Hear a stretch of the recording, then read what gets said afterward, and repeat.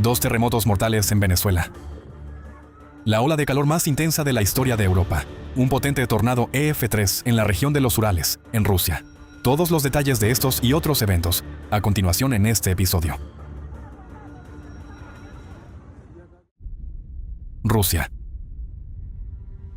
El 22 de junio, un tornado azotó la ciudad de Kushba, en la región de Sverdlovsk, Rusia, convirtiéndose en uno de los tornados más potentes registrados en la región de los Urales en las últimas décadas. Según la escala de destrucción, el tornado fue clasificado como IF3 en la escala internacional de Fujita. De acuerdo con los meteorólogos, este tipo de vórtices suele ser poco frecuente en la región de los Urales y normalmente pasa por zonas forestales. Sin embargo, esta vez el tornado atravesó la ciudad, dejando tras de sí una franja de destrucción de unos 2,5 kilómetros de largo. Según los testimonios de los testigos, el tornado estuvo acompañado de un estruendo ensordecedor y de granizo del tamaño de huevos de codorniz. El vórtice arrancó los techos de los edificios y levantó por los aires láminas de cubierta, escombros de construcción y basura. En apenas 10 minutos, el vórtice dejó una destrucción generalizada. Más de 100 viviendas, automóviles, líneas eléctricas e infraestructuras de servicios públicos resultaron dañados. Vallas, invernaderos y construcciones auxiliares quedaron destruidos y muchos árboles fueron arrancados de raíz. En algunas calles, el tornado destruyó casi por completo viviendas particulares, dejando en pie únicamente sus paredes. Los edificios de varias plantas también sufrieron graves daños. El tornado arrancó techos y dañó balcones. El desastre dejó sin electricidad a más de 4.000 viviendas particulares en Kushba y en asentamientos cercanos. Además, el suministro de agua se vio interrumpido y los daños en las tuberías de gas provocaron cortes de gas en algunas zonas. 21 personas solicitaron asistencia médica tras el tornado. La mayoría sufrió cortes y contusiones causados por escombros y cristales lanzados por el viento, y varias personas heridas fueron trasladadas al hospital. Los cortes de electricidad provocaron una situación de emergencia en la mina Yusnaya. Tras detenerse el equipo de elevación, 16 mineros quedaron atrapados bajo tierra. Los mineros solo fueron sacados de nuevo a la superficie alrededor de las 4 de la madrugada del día siguiente, después de que se restableciera el suministro eléctrico. Al día siguiente, la situación se complicó aún más debido a fuertes aguaceros. En Kushba, el agua inundó espacios habitables en las viviendas que habían quedado sin techo tras el tornado. Japón.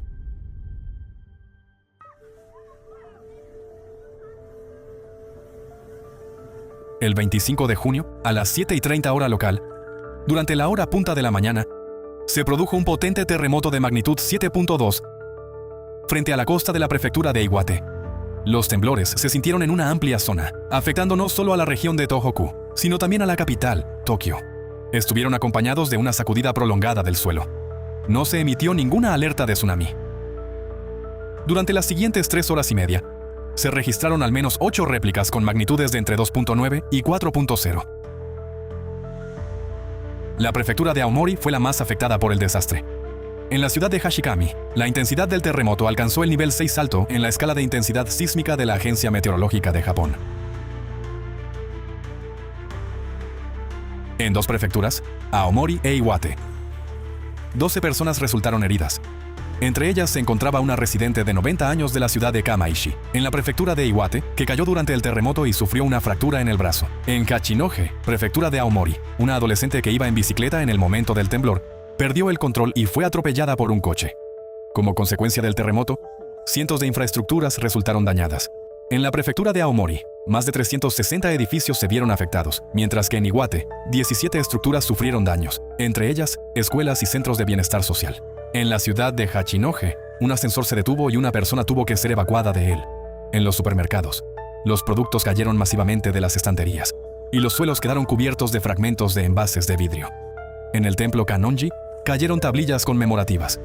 En una residencia de ancianos, las ventanas se rompieron debido a los temblores, y las grietas que aparecieron en las paredes hicieron que el edificio quedara inhabitable. El desastre también dañó las instalaciones del club de fútbol Banraure Hachinohe. Las paredes se derrumbaron parcialmente en la oficina y en la cancha de fútbol sala. También se registraron profundas grietas en el complejo termal Choju Onsen.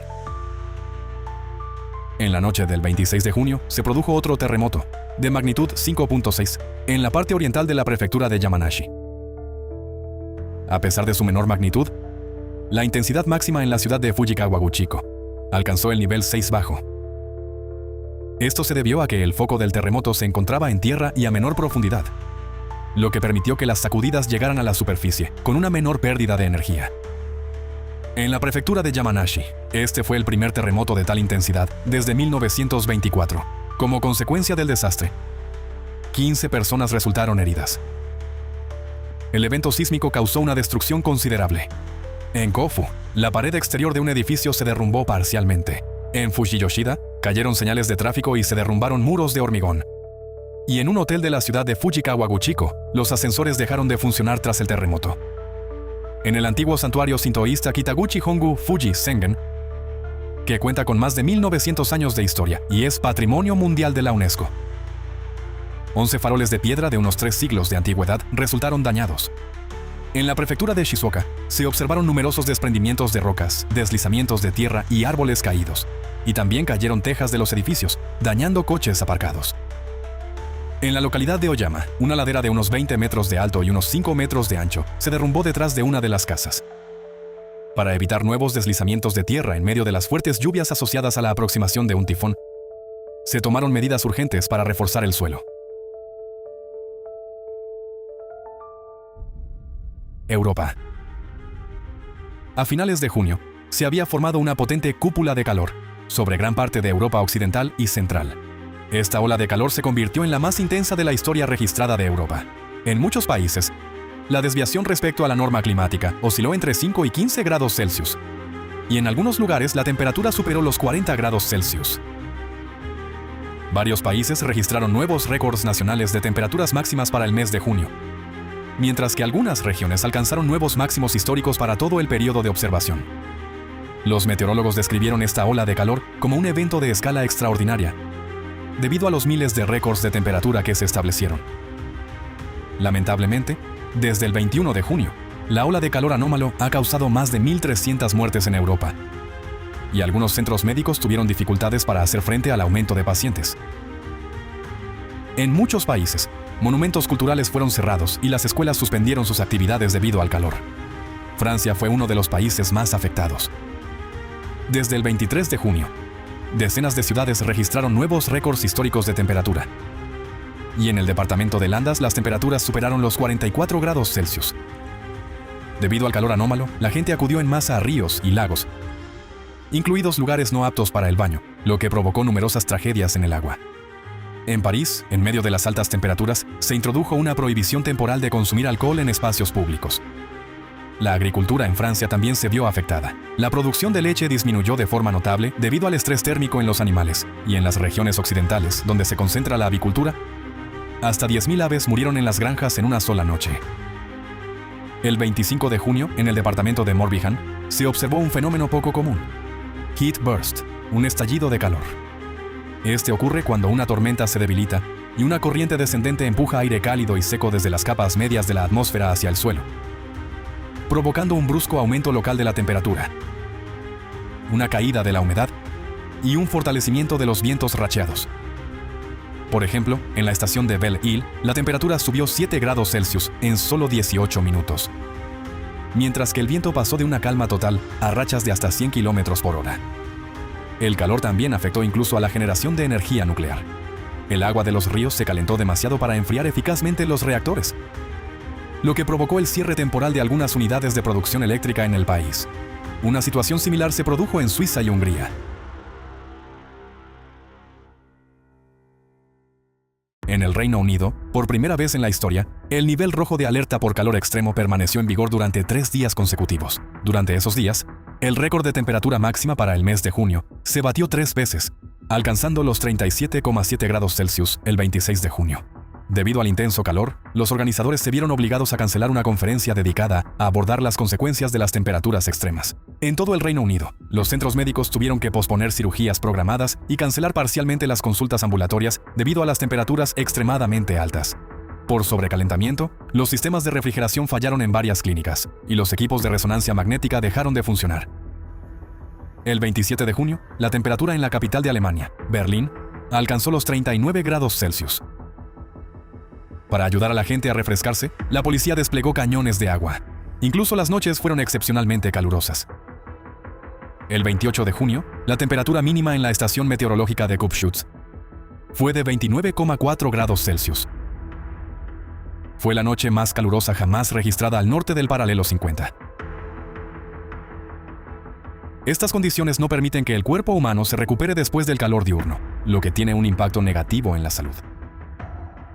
Anteriormente, un calor tan intenso era poco frecuente en Europa, por lo que los aires acondicionados todavía no se han generalizado aquí. Por ejemplo, en Alemania, solo alrededor del 6% de los hogares cuenta con ellos. En la ciudad de Dormagen, el aire dentro de una residencia de ancianos se calentó hasta unos peligrosos 35 grados Celsius, lo que obligó a evacuar a decenas de personas mayores. El calor también alteró el transporte.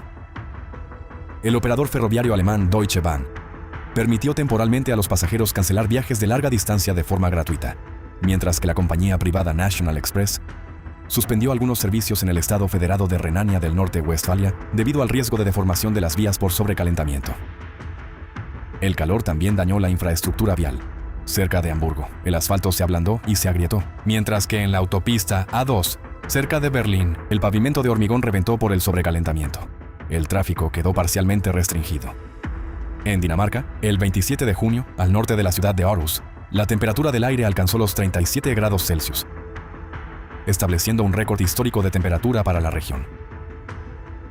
En un país donde junio suele ser un verano nórdico suave, con una temperatura máxima media de unos 19 grados Celsius, un calor tan intenso se considera un fenómeno extremadamente anómalo.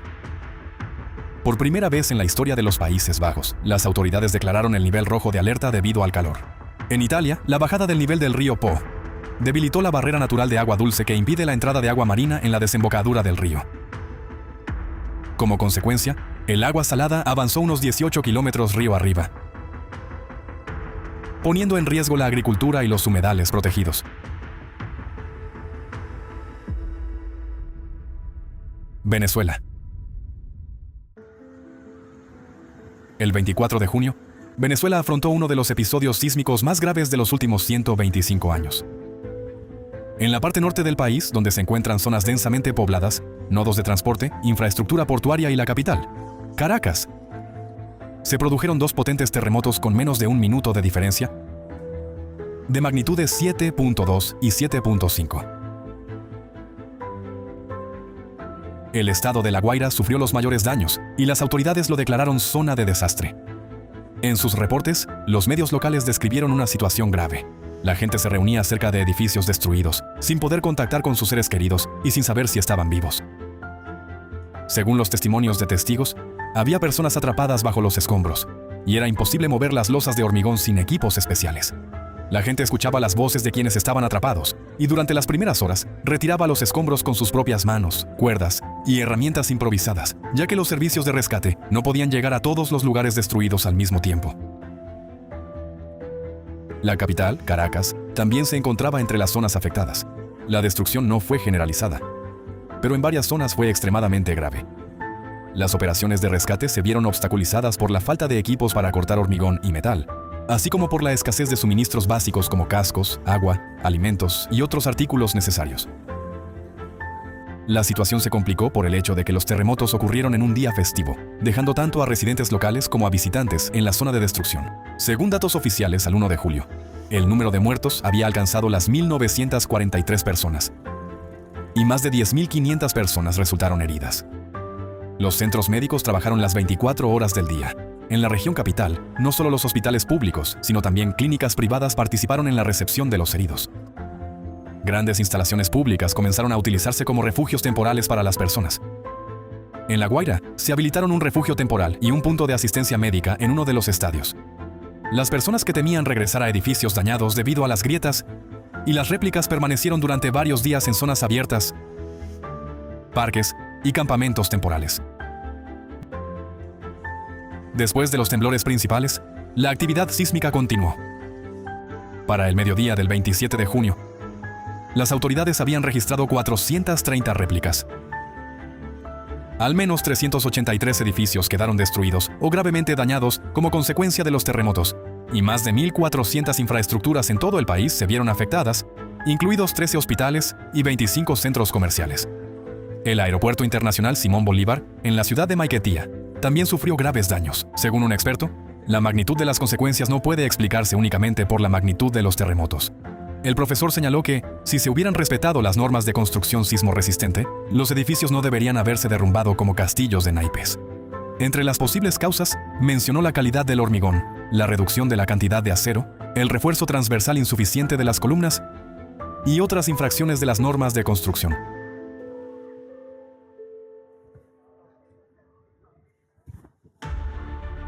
Este comentario es importante porque permite analizar las consecuencias no solo desde el punto de vista de un desastre natural, sino también desde la perspectiva de la vulnerabilidad del desarrollo urbano, el cumplimiento de las normas de construcción y la calidad de las estructuras. Los acontecimientos de esta semana demuestran que las normas de seguridad actuales ya no siempre se corresponden con el nivel real de los riesgos naturales. Cuando los edificios se derrumban, los hospitales dejan de funcionar por el calor, las vías férreas se deforman por el sobrecalentamiento y el viento interrumpe las redes eléctricas. Conviene pensar no solo en la fuerza del desastre, sino también en la calidad de la preparación ante él. En un contexto de aumento de los riesgos naturales, es especialmente importante no solo cumplir estrictamente las normas existentes, sino también revisar los estándares de construcción, sanitarios, de transporte y energéticos, para que las viviendas y las infraestructuras estén preparadas para soportar este tipo de cargas. El peligro surge no solo durante el impacto de un desastre natural, sino también cuando los posibles riesgos climáticos no se han previsto de antemano y las normas de seguridad existen solo sobre el papel.